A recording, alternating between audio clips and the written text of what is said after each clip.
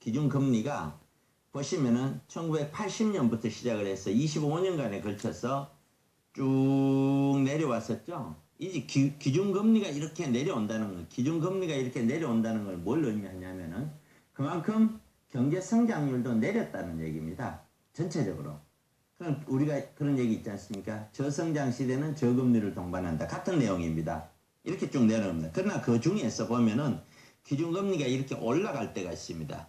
이렇게 올라갈 때가 있죠.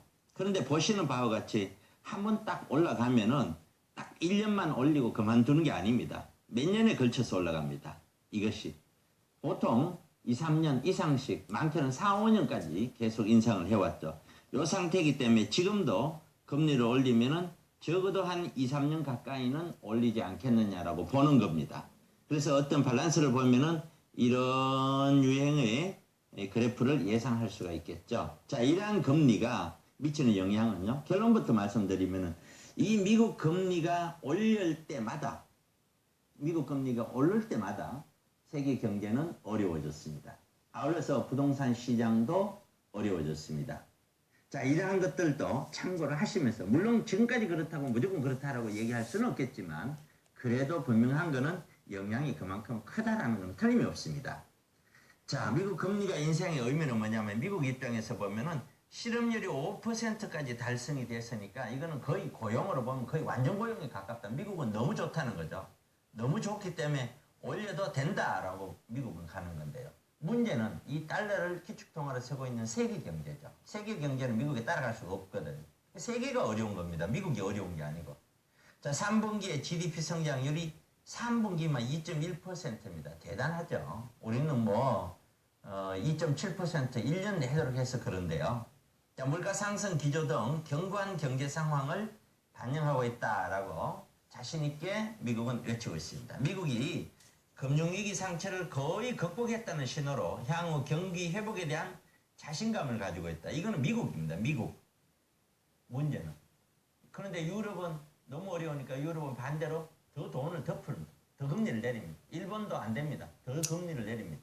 중국도 안 됩니다. 더 금리를 내립니다. 지금 시장이 미국과 전체 시장은 지금 거의 반대로 지금 움직이고 있는 미국만 좋은 그러나 언제까지 미국만 좋을 수가 없어요. 세계 경제의 4분의 1을 차지하고 있는 미국 경제지만 그러나 세계 경제가 어느 정도 받침이 안 되면 미국 경제도 일순간 꺾일 수밖에 없다라고 보여지는 것입니다. 그러나 한번 턴한 경기는 단기간에 꺾이지는 않습니다. 그러나 적어도 미국 경기는 지금 살펴보면 앞으로 2, 3년 동안은 계속해서 이 상태로 괜찮을 거다라고 예상되는 대목이고요. 자, 그 다음 한번 보시죠. 자, 미국 기준금리 예상이 2016년 한 해에 서너 차례에 걸쳐서 약 한 1%가량 금리가 인상할 예상을 하고 있습니다. 대다수의 전문가들이 이렇게 보고 있고요. 경제 상황에 따라서 2017년 말과 2018년 말 각각 1년씩 해서 최대 2.5에서 3.5%까지 안팎으로 금리 수준을 끌어올릴 걸로 보고 있습니다. 지금 거의 0에서 0.5%인데요. 이 수준이 2018년도까지 가면 거의 3% 가까이 올라갈 수 있다는 겁니다. 자, 이건 대단히 파괴적입니다.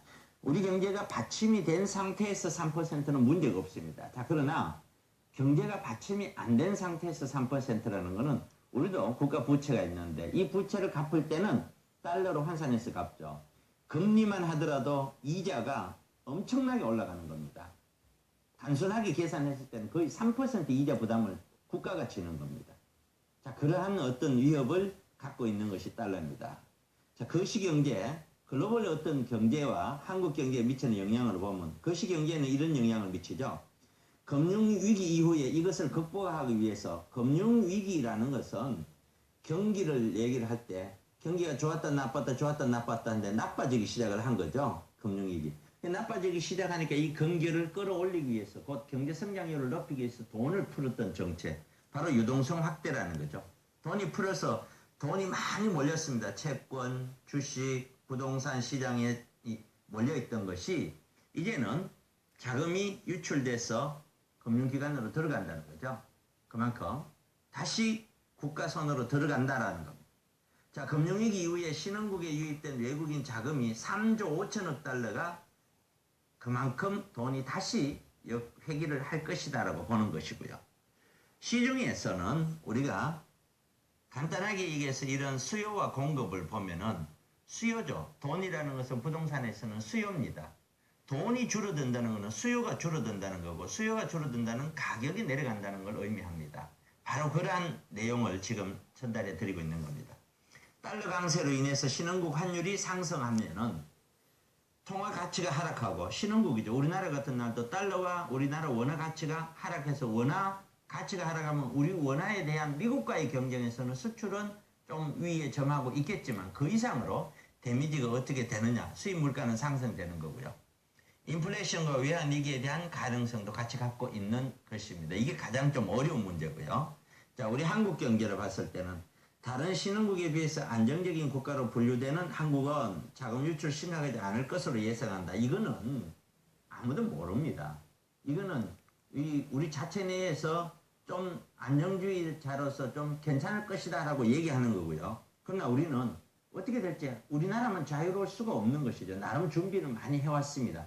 그래서 충격이 그렇게 크지는 않을 거라고 보고는 있지만 문제는 경제 성장률입니다. 우리가 경제 성장률이 꾸준하게 잘 유지되고 있는 상태에서 이런 거는 크게 괜찮은데 경제 성장률이 지금 떨어지고 전체 수출 규모가 줄어드는 상황에서는 이거는 그렇게만 보기는 어려울 수도 있습니다. 두 번째, 신흥국들이 타격을 받으면 한국 수출 둔화되면서 실무 경쟁이 나빠질 것이도 우려한다. 당연한 얘기죠. 방금 말씀드린 얘기입니다.